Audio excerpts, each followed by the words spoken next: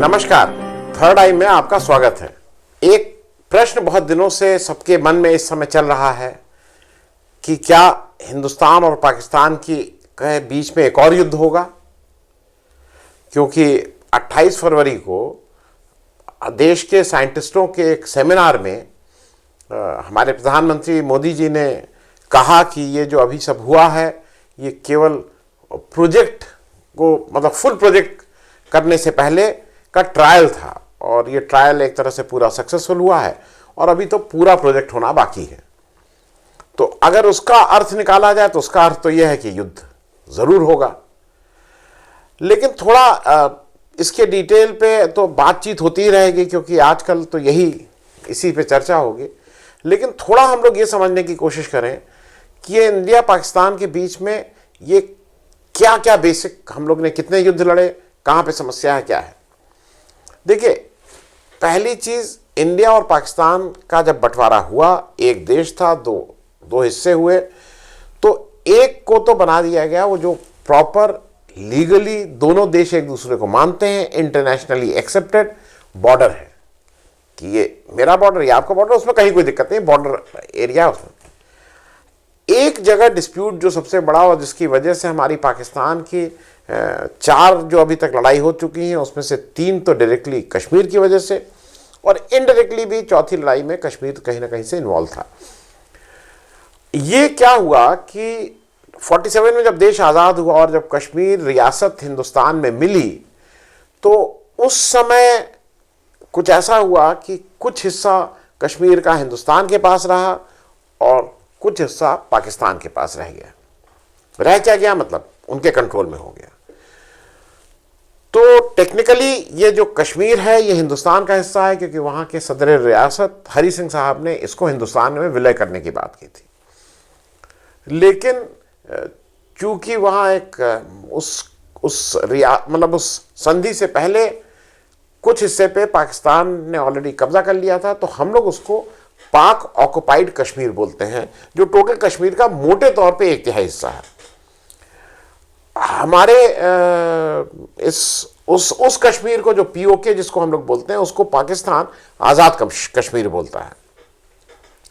तो ये जो लाइन है, जो मिलिट्री की कंट्रोल लाइन है भारत और पाकिस्तान के बीच, उसको LOC बोला जाता है, लाइन ऑफ कंट्रोल, क्योंकि ये टेक्निकली ये इंटरनेशनली एक्सेप्टेड बॉर्डर नहीं है कि मतलब ये मेरे कब्जे में वो तुम्हारे कब्जे में और ये जो लाइन है ये इसको LOC है।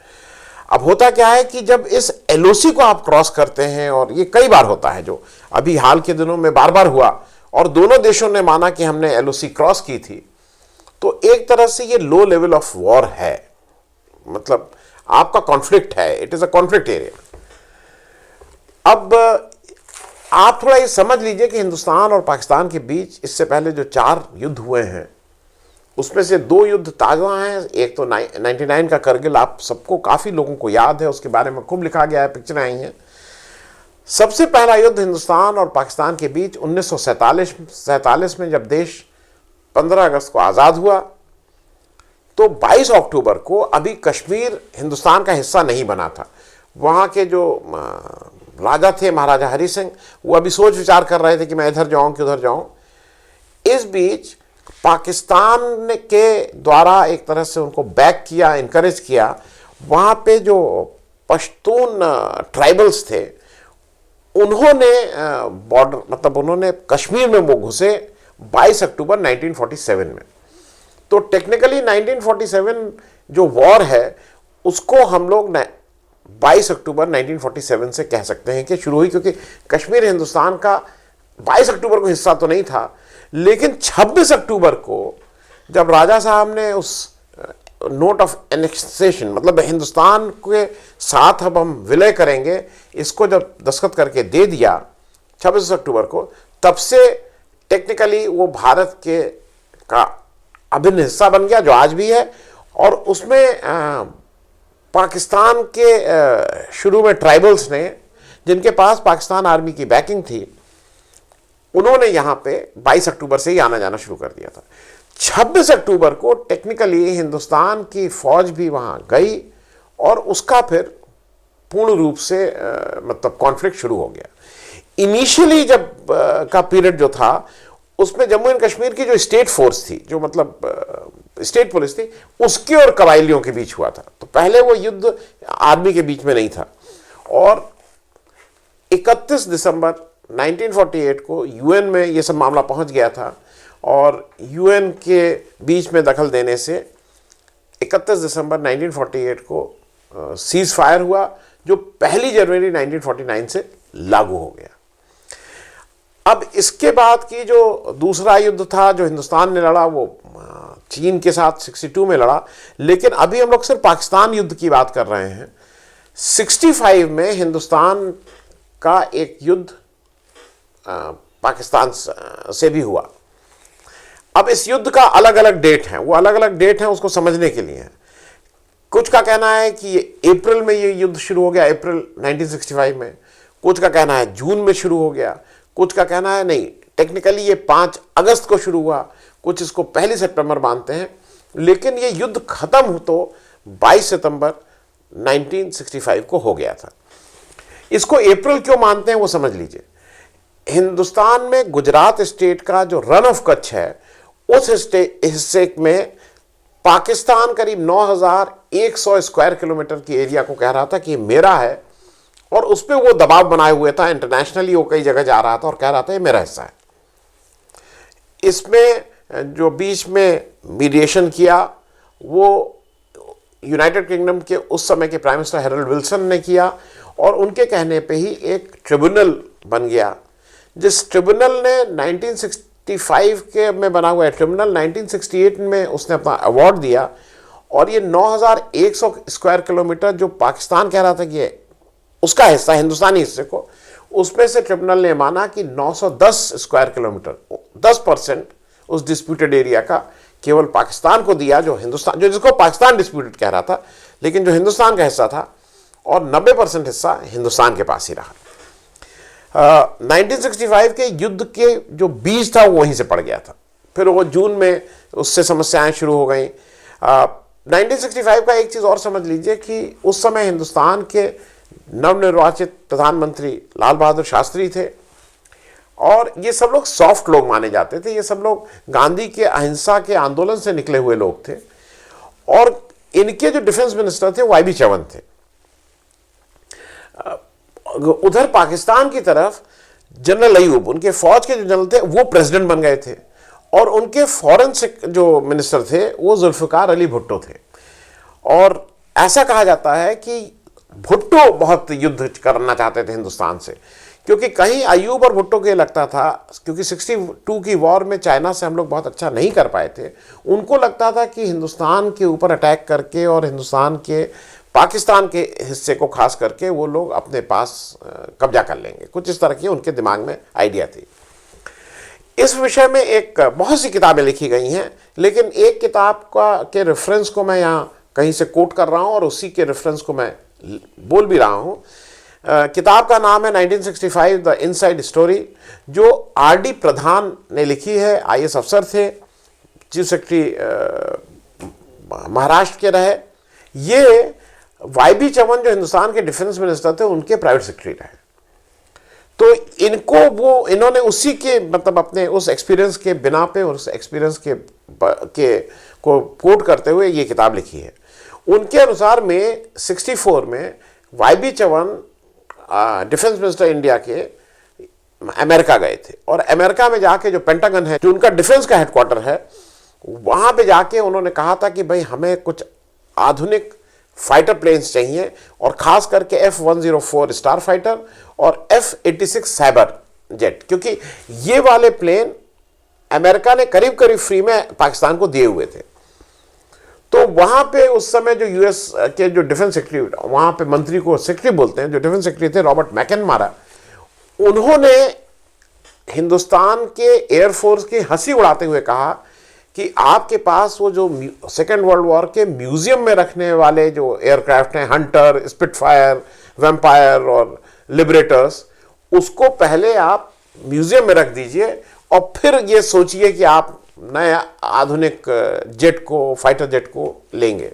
क्या वो हिंदुस्तान का नए वाले आधुनिक जेट नहीं थे, लेकिन उसका सबको याद है वो कि हिंदुस्तान में उन हंटर्स के अलावा एक फाइटर प्लेन ने और तबाही मचाई थी पाकिस्तान के साइबर जेट को मार गिराने में, उसका नाम था नेट। अच्छा, उसको लिखा जाता था जी नेट, तो कुछ हिंदी में लोग तो जिनेट बोलते थे, लेकिन वो नेट था।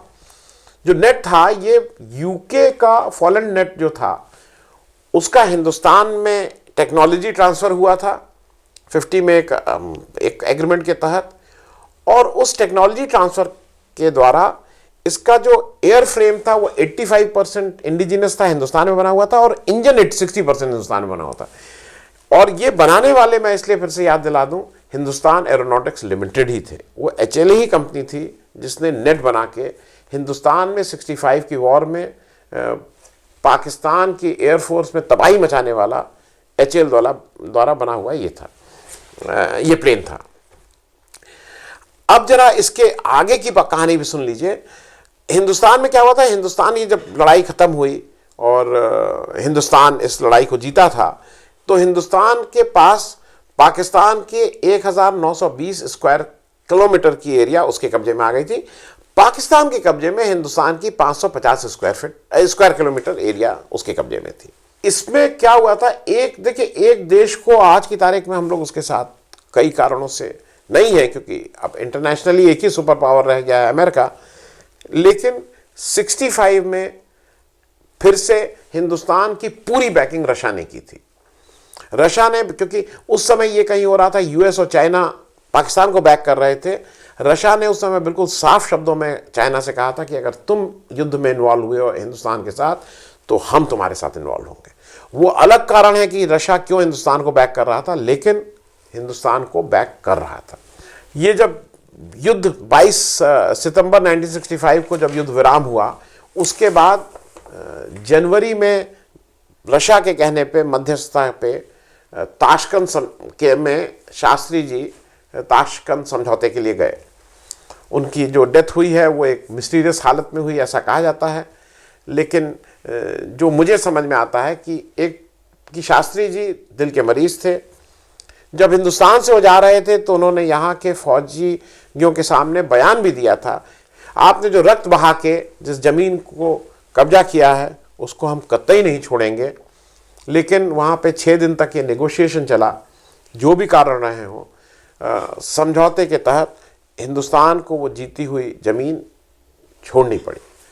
और ऐसा माना जाता है कि वो शास्त्री जी को उसका एक बहुत ही अफसोस था और वो हार्ट अटैक का एक बड़ा कारण बना, और ये उनका चौथा हार्ट अटैक था जिसमें शास्त्री जी उस चौथे हार्ट अटैक को नहीं सह पाया और उनकी डेथ हो गई। लेकिन एक बात अनकही रह जाएगी, जो लोग इसको जानना चाहते हैं उसकी डिटेल स्टडी कर सकते हैं। अलग से इस पर कभी हम लोग कोशिश करेंगे, कोई एपिसोड भी करें। हिंदुस्तान के जो उस समय के आर्मी चीफ थे जनरल JN चौधरी, उनका रोल भी थोड़ी देर समझ लीजिए। इन सब किताबों के रेफरेंस से ही मैं बोल रहा हूँ। YB चौहान ने अपनी वॉर डायरी में उन सब के बारे में लिखा है। जनरल चौधरी जो थे वो हिंदुस्तान के जनरल, ऐसा कहा जाता है, एक तो बहुत अफ्लुएंट फैमिली से आते थे, बहुत बड़े परिवार के थे, और बाई लक वो बन गए थे। क्योंकि हुआ क्या था कि उनसे पहले हिंदुस्तान 62 की वॉर हारा था जनरल कॉल के नेतृत्व में। उसके बाद जनरल PN थापर बने थे जिन्होंने रिज़ाइन किया था। और ये अदरवाइज नॉर्मल अगर ये सब जनरल लोग अपना पूरा टर्म किए होते तो जनरल चौधरी हिंदुस्तान के जनरल नहीं बनते। वो हिंदुस्तान के जनरल बन गए थे, और वो शायद थ्योरेटिकली बहुत अच्छे थे। तो ऐसा कहा जाता है शास्त्री उससे बहुत इंप्रेस रहते थे। लेकिन एक्चुअल वॉर में वो थोड़ा मतलब किसी फौज के, लेकिन उनका वो वाला एग्रेशन नहीं था। और चौहान की YB चौहान जो डिफेंस मिनिस्टर थे, उनकी वॉर डायरी में बार बार है कि कई बार जनरल साहब परेशान होकर जब वॉर चल रही थी रक्षा मंत्री के कमरे में आते थे और उनका उत्साहवर्धन क्या करते थे कि नहीं नहीं हम लोग जीतेंगे और ये करेंगे, क्यों, मतलब निराश होते थे। और ऐसा भी कोटेड है कि 20 सितंबर 1965 में, अब जब सीज फायर का प्रेशर हिंदुस्तान के ऊपर आ रहा था कि इस युद्ध को ख़त्म करो, तो शास्त्री, क्योंकि हिंदुस्तान बिल्कुल लाहौर को टच कर रहे थे, हम लोग नहर किस पार थे, लाहौर उस पार था, तो शास्त्री जी ने अपने जनरल से साहब से पूछा कि भाई इसको युद्ध को अगर हम लोग थोड़ा और एक्सटेंड करें तो कोई दिक्कत है। तो उनका जवाब ये था कि नहीं नहीं नहीं, एम्युनिशन ख़त्म हो रहा है और हम लोग बिल्कुल एग्जॉस्ट कर रहे हैं अपना एम्युनिशन, फायर वो पावर जो है, और इसको जल्दी से जल्दी ख़त्म किया जाए। बाद में जो रियलिटी थी, हिंदुस्तान ने 65 के युद्ध में अपना जो टोटल एमुनिशन रिजर्व था उसका 20% से कम ही यूज़ किया था। पाकिस्तान अपने एमुनिशन का 80% से ज़्यादा यूज़ कर चुका था। मतलब अगर वो वॉर थोड़े दिन और चलती तो जैसा कुछ लोग अब कहते हैं बाद में तो भाई कि वो ज़्यादा डिसाइसिव होती और पाकिस्तान को उसमें ज़्यादा नुकसान होता। खैर 71 वाली वॉर 3 दिसंबर 71 से 16 दिसंबर 71 तक चली, लेकिन वो एक साल पहले से जो पाकिस्तान में जनरल इलेक्शन हुए थे जिसमें मुजीबुर रहमान की आवामी लीग जीती थी, उसी समय जब पाकिस्तान ने उनको वो प्रेसिडेंट नहीं बनने दिया था और वहाँ पे पाकिस्तान वेस्ट के अत्याचार बांग्लादेश में बढ़ने लगे थे, जो ईस्टर्न पाकिस्तान था वहाँ से शरणार्थी लाखों में हिंदुस्तान आने लगे थे। और उस समय हिंदुस्तान की प्राइम मिनिस्टर इंदिरा गांधी थी और ह्यूमैनिटेरियन ग्राउंड पे आप उनको खाना और बेसिक सुविधाएं तो आपको देनी ही पड़ रही थी।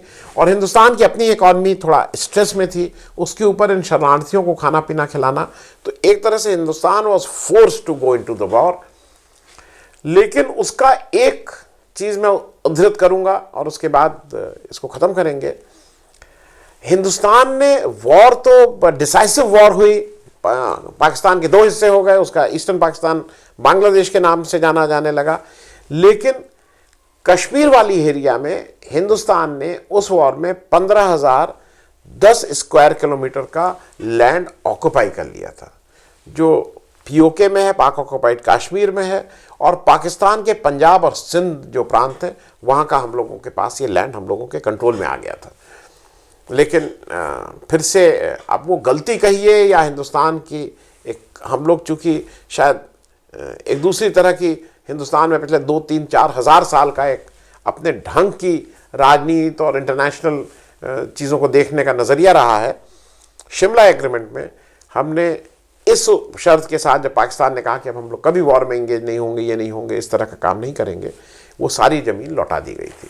99 की जो करगिल वॉर है, वो वॉर क्या है, वो एक तरह से अगर उसको ऑपरेशन विजय कहा जाए तो ज़्यादा ठीक रहेगा, क्योंकि वो बहुत सीमित कारगिल के ही एरिया में थी जो लेह लद्दाख का एरिया है दोनों। लेकिन उसका एक इम्पॉर्टेंट इशू ये समझ लीजिए कि वो 3 में 1999 से 26 जुलाई 1999 तक चली, जिसका नाम हिंदुस्तान में ऑपरेशन विजय था। लेकिन एक इम्पॉर्टेंट बात यह है कि उस 99 तक हिंदुस्तान और पाकिस्तान न्यूक्लियर पावर बन चुके थे, मतलब दोनों के पास न्यूक्लियर बम यूज़ करने के ऑप्शंस थे, लेकिन वो बम यूज़ नहीं हुए थे। एक चलते चलते एक और बात, क्योंकि मैं उसी जगह से फिर शुरू करूंगा जहां पे हमारे प्राइम मिनिस्टर ने कहा है कि अभी फुल स्केल प्रोजेक्ट बाकी है। तो अगर वो फुल स्केल प्रोजेक्ट है और अगर बीच में आप चुनाव की भी बात कर रहे हैं, तो सिर्फ याद दिलाने के लिए बता दूं कि किसी भी वॉर के बाद उसका जो पॉलिटिकल हेड होता है वो जीता नहीं है चुनाव। विंस्टन चर्चिल ने सेकेंड वर्ल्ड वॉर उनके नेतृत्व में जीती गई थी, लेकिन उसके बाद के चुनाव, वर्ल्ड वॉर के जस्ट बाद का चुनाव, वो हार गए थे और एटली वहाँ के प्राइम मिनिस्टर बन गए थे। इंदिरा गांधी 71 की वॉर जीती थी, हालांकि उसके बाद चुनाव बहुत दिनों बाद हुए, लेकिन फिर भी वो उसके बाद का चुनाव 77 में हार गई थी। उसी तरह से कारगिल वाला जब 99 में अटल बिहारी वाजपेयी के नेतृत्व में हमने ऑपरेशन विजय करके विजय प्राप्त की थी, उसके बाद का चुनाव अटल बिहारी वाजपेयी जी हार गए थे। तो मुझे ऐसा लगता है कि चुनाव अलग बात है, देश की सुरक्षा, देश की रक्षा अलग बात है। उसकी बिना पे उसको इलेक्शन का कोई मुद्दा बनाना शायद मतलब किसी भी पार्टी के लिए आत्मघाती होगा, क्योंकि अगर आप इलेक्शन को पे इसको मुद्दा बना रहे हैं तो पास्ट रिकॉर्ड देखते हुए शायद आपको इलेक्शन जीतना मुश्किल होगा। वॉर तो हम जीतेंगे, लेकिन इलेक्शन आपको जीतना मुश्किल होगा। अगर आपको हमारा ये कार्यक्रम अच्छा लगा तो कृपया सब्सक्राइब करें और साथ में वो छोटी घंटी भी दबा दें, जिससे आपको जब भी कोई नया वीडियो, नया एपिसोड अपलोड हो तो आपको उसकी सूचना मिल जाए।